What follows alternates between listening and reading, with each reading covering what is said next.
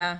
Well, you have a routine. Yeah, Long hair, where days away from the last time you washed it, it looks a certain way. So I guess everybody can tell. it is. It's If true. you So see my hair at a certain stage, it probably has something to do with it's certain pretty. washing. It's certainly pretty. Important things. Important things. So, but thank you for having me and being patient. The morning routine is Anything for Randy is I'm good with. The little princess needs to get to her school in the right time. as fast as well. It's like we move as fast as the slowest member of the family. Not always the youngest is the slowest, but that's what was the she way that wearing works. today? So, What did she choose to wear today? So she has her standard school outfit that's very simple, and it's okay if it gets messed up, with pants and a Ooh.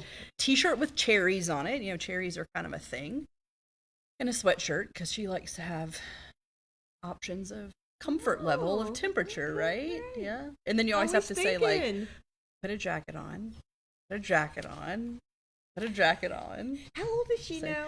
8. She just turned 8 on Wow, the 24th. Yeah, a little time capsule there of like, this is what 8 years looks like. I'm like, oh, I never was able to envision that in the same sort of way, right? Nope. Driving, second grade, you see elementary. I was just talking about the book vending machine from South Yes. Carolina Community Fund. Yes. What in the world? What a cool... because I was talking about the grant rounds coming up. Yep. Yeah, and I know a little bit of the background of all of that, but it was a grant that was for one project. I don't remember what it was, but it had to be switched because construction costs were above what the grant was allowing, and so that was what their idea.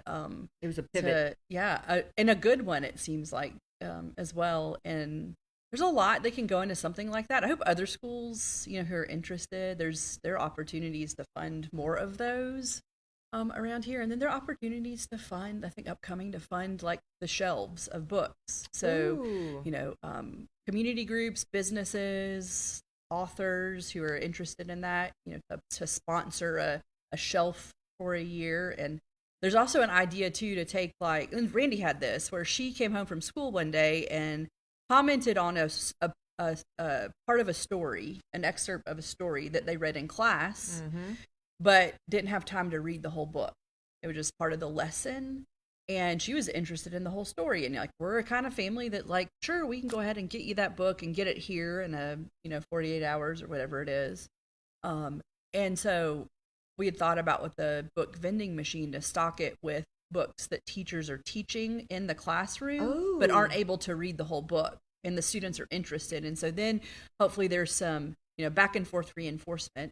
The books don't cost money. The machine doesn't take money. It takes special coins. And so Tracy is figuring out the conversion of that from their school bucks to the coins, and then how to use that well. So, all those folks that know positive behavior reinforcement, we know reading and school attendance have a correlation. And, if you have readers in your household, how that impacts math skills and all of the other things of life. It really does. And I was even saying that yesterday when April had sent it to me, is that I was able to explore so many things as a child because I was a reader. Like Misty of Chincoteague. I was on the waves with those ponies, and I was, experiencing all these worlds that I would never have experienced. Yeah, I still remember a book series. I couldn't name it, but I remember some things about that were in the books of a series I read over and over again. Is probably, a tween. Yeah, sure. And how just the fact that I knew I can picture where it was in my town library, public library. I knew where to go for that series, and I'd read through it and put it back on the shelf, and then 6 months later start the series. It was just because I loved getting lost in the story and imagination. It really is, and that's what kids need more than they need video games. Anyway, we're here to talk about. Of course, we're here to talk about. But housing drives our health, as does access to education and being ready to read and having a spot to read in your home, and so a safe spot, a cozy little corner. So we have a couple things coming up, and I actually realized that I just book so that I come on here regularly to talk about housing. But we happen to have two things I'm really excited about. Well, three things. Number one, we're about 60% finished with the house that's under construction, and trying to figure out, we have some collabs going on with local governments, maybe some private developers. So we have a lot kind of in the works and trying to figure out the pivot for the next house. I think we're pretty committed to building in a lower price point. Nice. I'm still trying to unlock home ownership for folks that are at the income level below what we're going to sell this next one at. It's very tricky and complicated and complex, and sometimes it's, so unnerving to me, and then other times I'm like, we just have to stay committed and focused, to figure this thing out. So we have, kicking off this quarter, and it's a program for this year, is our pre-apprenticeship construction trainee program. A lot of words there because I just want to make sure it all gets described. It has a beautiful name called Building Opportunities, but it's a 12-week pre-apprenticeship for folks who are interested in residential construction, paid, and it kicks off in August. So we want to catch the, kind of fit in with the way people are in semesters in school after this group of high school students graduate, to see if there's some graduates in that group that are interested, aren't ready yet for a TCAP program. So this is not an apprenticeship. That's different. This kind of would fit in between that. Okay. Or younger folks who are in another kind of vocation, recently graduated. We're targeting 18 to 24-year-olds. That seems to be a sweet spot. I would say that should not preclude somebody from being interested in the program. Sure. Like, talk to us, let us know what you're interested in, and see if it would work. And so the idea, it's a collaboration with Mountaintop. It's funded two pots of money. The first one came from the South Cumberland Community Fund. Thank you. So that gets us our curriculum. So it is an industry standard curriculum. So folks who participate in the program graduate or finish with a certificate that you can show to employers. Nice. I have finished this program, and they should recognize it in the world of construction. So that's kind of, SECF helped us get this kicked off. And then another big pot of money came through our friends at FAHI. And so that's just a membership organization of housing developers in Appalachia. It's a regional membership that Housing Hub is a part of, and connected to Mountaintop. All this is connected to Mountaintop as well. And so we're looking for a group of 5 people who will stay all 12 weeks. So you commit. 5 people. Yeah, commit for 12 weeks. Okay. And this is a pilot. So, yeah. If we get 20 people interested, that tells us the next time we want to do this, because we hope that this is a program that just becomes part of the resources that Housing Hub has regularly. But a cohort of 5, learning. And what kind of time commitment are we looking at? So it's, I believe, 36 hours a week. So it's almost a full time. Okay. And they get paid? And they get paid. You get paid for it. Does not include benefits, but there are going to be some other types of benefits, like you need a winter jacket and work boots to do your job. We have funds. We're fully funded. That's the other thing, is like, this it's is so a crazy. Like, people are throwing money now. Pilot program, fully funded. Usually, I think I came on here last time and said, because it just kind of had happened. We got our funding together, and we were like, we're going to launch in 2026. And we had a quarter of the funding. It was a big hill to climb. And suddenly, against all odds, the theme songs from the 80s are playing in my head. But so it's great that there are some other benefits of being a part of this. You learn classroom learning for 1 day a week. Spend the next 3 days working on a residential construction project, either Housing Hub or Mountaintop. So this becomes a labor source for the two of us. And there are some other sustainability implications, like how do we fund this for the coming years. Sure, yeah. We're actually actively investigating now that it's become the program's becoming a reality. So Is that 12 weeks, did you say? 12 weeks, okay. yep. And then the last day, the 5th day, is the shorter day. It's a half day. Everybody needs a half day on Friday. Absolutely. Anyway. That is mountain time. Yeah, that is spent on professional development. So, hello, financial education. Ooh, oh gosh, right? Right. Or just like, how do I put this on my why do I need a resume? How do I put this on a resume? Sure. We hope to do a field trip to TCAT. Nice. I think both Cody and I learned those things at Mountaintop when you help when we get into the space. Like, I don't know if I can be on a television talk show until I come and I'm on a television talk show, right? Right. I mean, that's a great point. So same kind of thing, I think, for post-secondary education and that big leap into whatever it is, like, go sit in a college classroom. We do that with the young people with daycare, or we did at Mountaintop. Sorry, in my previous life, we did that. Yeah, exactly. So why I put my child in, music classes. I don't know if she'll be interested, but until she sits there with the instrument in her hand. My mom had me in every instrument and class known to man until something stuck. Yeah, I mean, she was like, just throw it out there. Yep. Yeah, that's exactly. Yeah, so that's the same thing. So if people, and this is for folks who, like I said, if you're, you're ready to go on to post-secondary, your direction, go. This is for folks who aren't sure, maybe weren't sure how to get to the next space with their education with post-secondary, like what's going to make me an employable residential construction worker. What do I like? Do I like carpentry? Do I like, other parts of this that I can specialize in?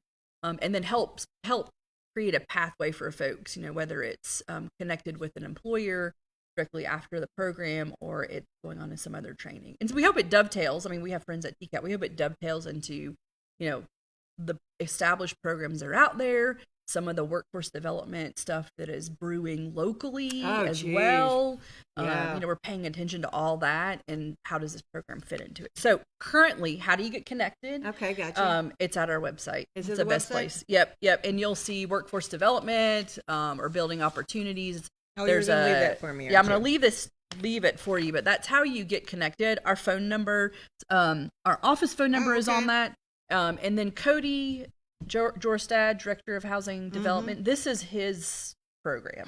Oh, how cute. So he's running the program and his email is on there as well. Nice. So his email, but there is an application on our website. And just form. 5 people this and just time. 5.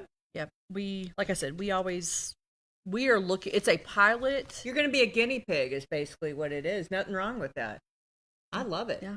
Somebody has to get started. Somebody has to do it. So we're going to try and see. We hear there's a demand both from employers, so the folks who have contracting businesses and, huge. Of having folks, especially the entry level people, and being employable, and then supports around that. So like if someone is having in the cohort is struggling with transportation, let's talk about what are options or ways or how important it is to, instead of putting your money in one direction, putting it into a vehicle that gets you to a job that then gets you the money to do all those other things. Because there's all the pieces that we've been hitting our head against the wall for so long. Yeah, and sometimes you just need somebody to coach and walk alongside you to say, yeah, let's do the thing you should be doing.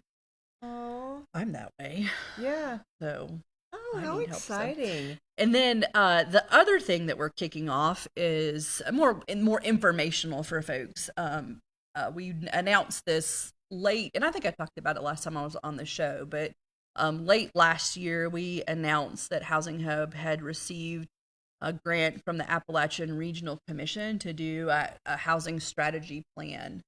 And so we've kicked that off, which means invitations have gone out for the advisory council. So we want a group of 10 to 15 folks who are giving input about the project, try to be, cross-sector, looking for maybe some new voices in the world of housing where we work. And so that project is kicking off. The deadline, or like my goal, we can go 2.5 years with this. My goal is that we have a plan by the end of 2020. So that would be great.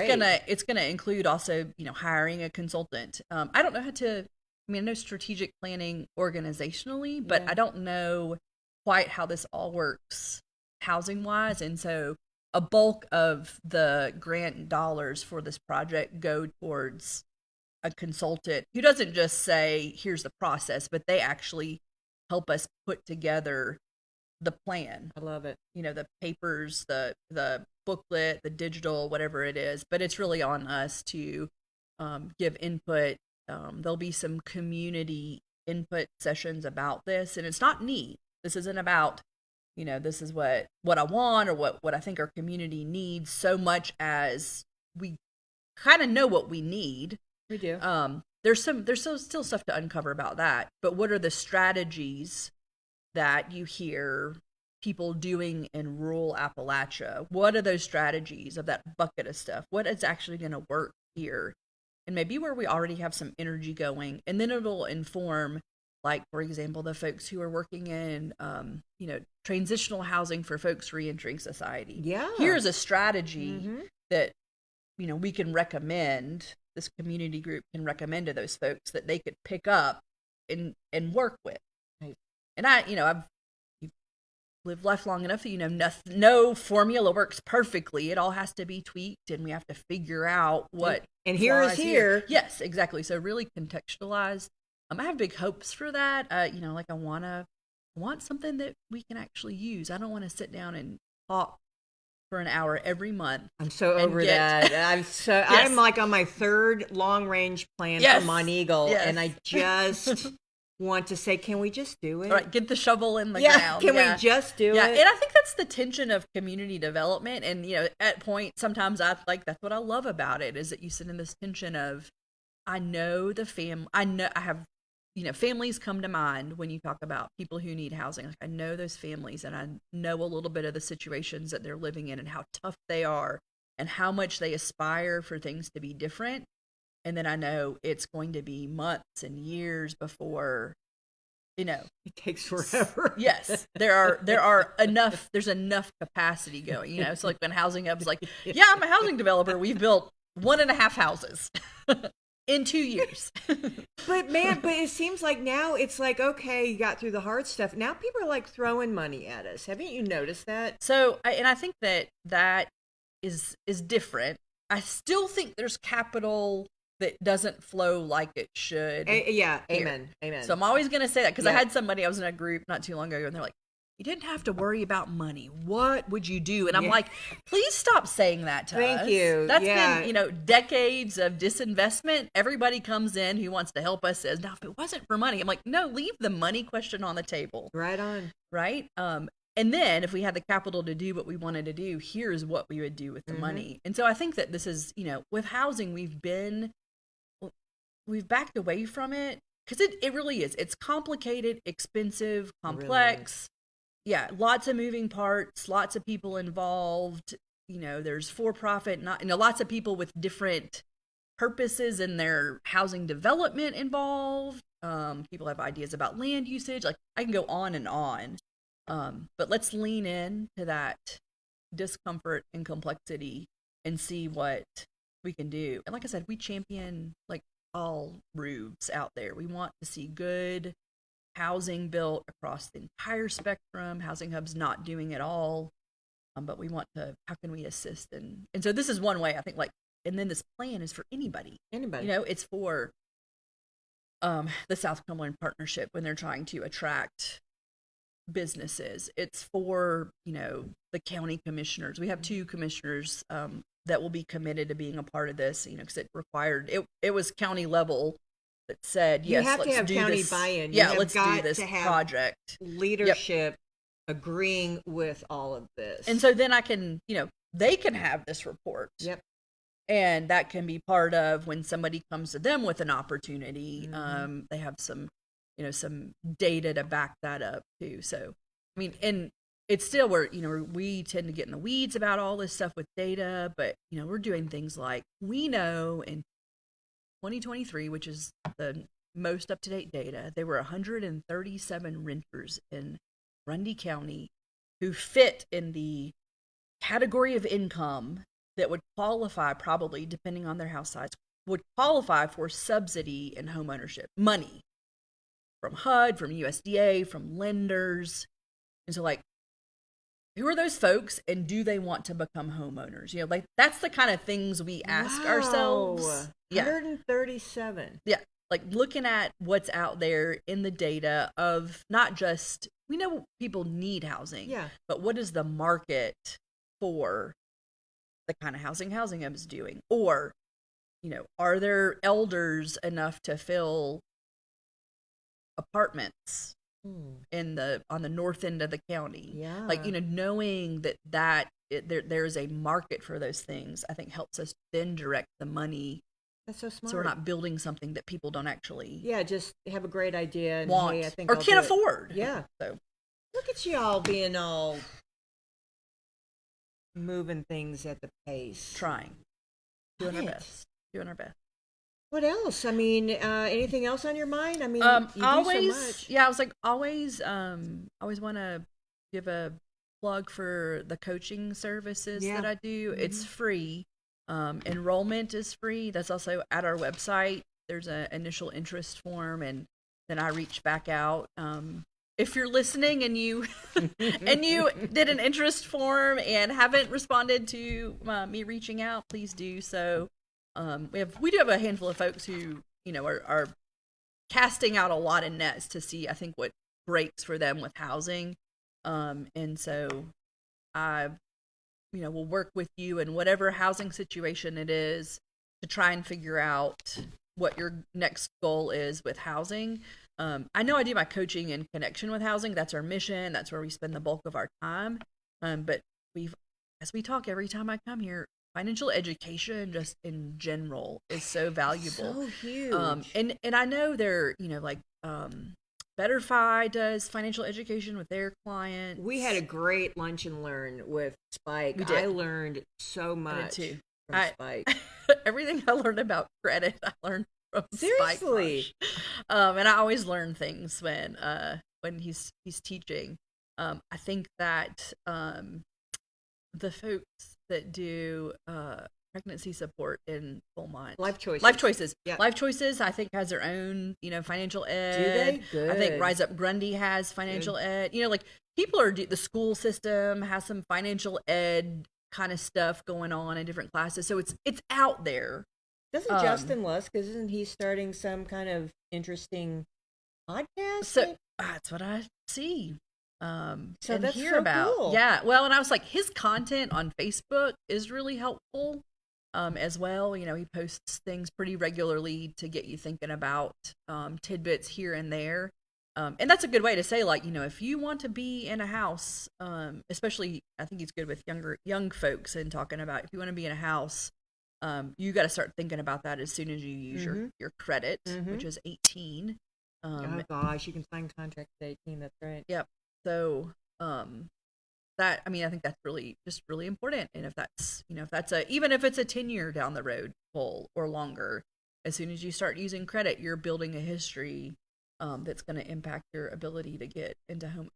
And I was thinking about last night, weirdly, that you brought that up, is if we, like, if I would have been smarter with my financial house, I would not have taken me so long to get my life together faster. Yeah. And I see a lot. So credit, health is a big barrier for folks so if you come to me and you say, you're like, I don't want you to look at my credit, you know, no judgment-free zone. That's the whole point. Because you do really stupid things as a young person. Because I am in the boat too. Yeah, I mean. Okay, so there's no judgment there.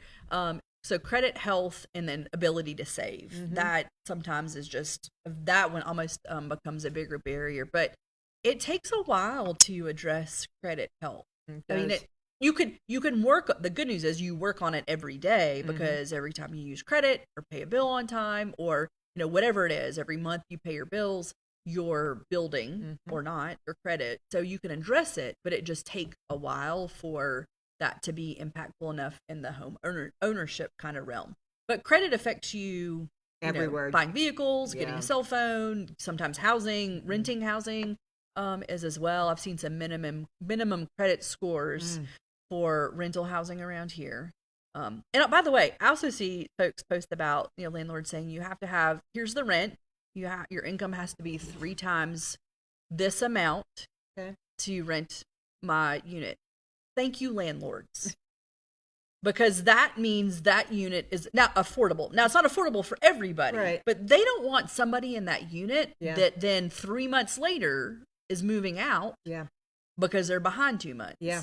Like, you need to have 3 times your income, 3 times the rent to make that unit affordable for you. I love it. So it doesn't make a lot of people happy. I see people unhappy about, like, not happy. Like, you want me to be making what? I'm like, maybe the unit isn't affordable for your income. Yeah. But that landlord is really smart in making sure that people can afford what they're renting. That makes a lot of sense. Yeah, because it can really ding you.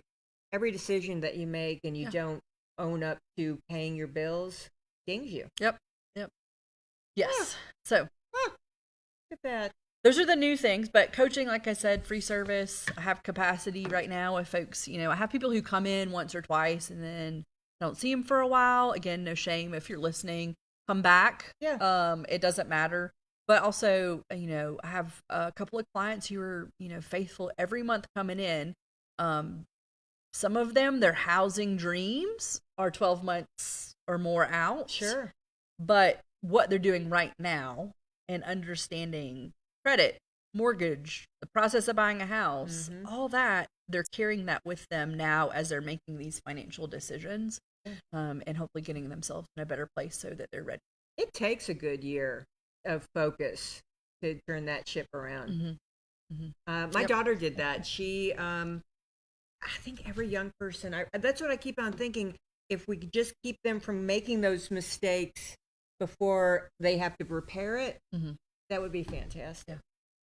I know. I wish I knew what was the cool thing to say to the young people who, I know. You walk in the room and like, do you have a budget? And they're like, I'm just worried about what I'm gonna do Friday night. Don't ask me about a budget or spending plan.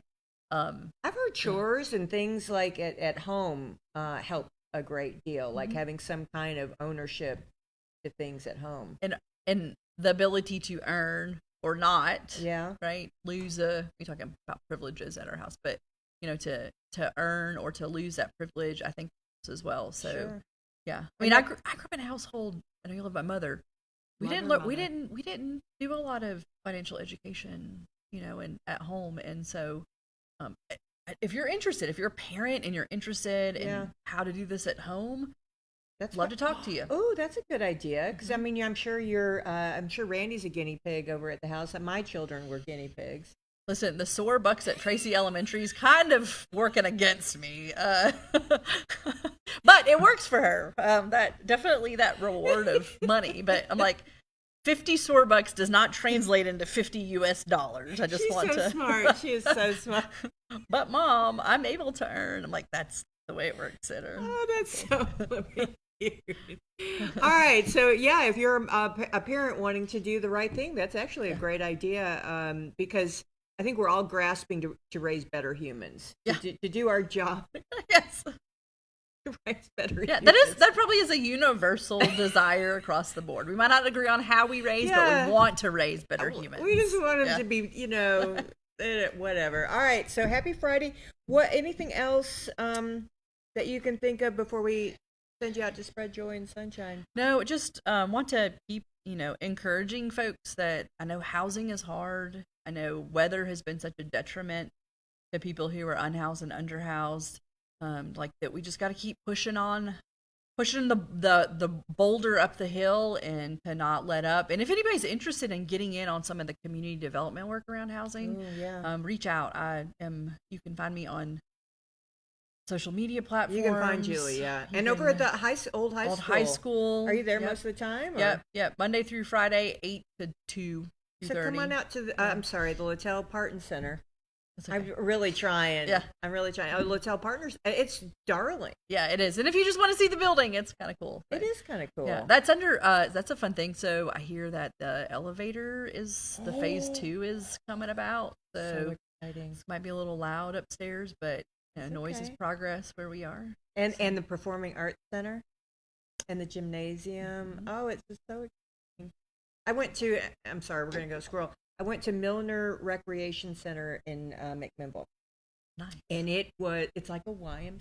Yeah. And you walk in and you hear people playing racket sports, you hear laughter, you hear everybody doing good things. That's cool.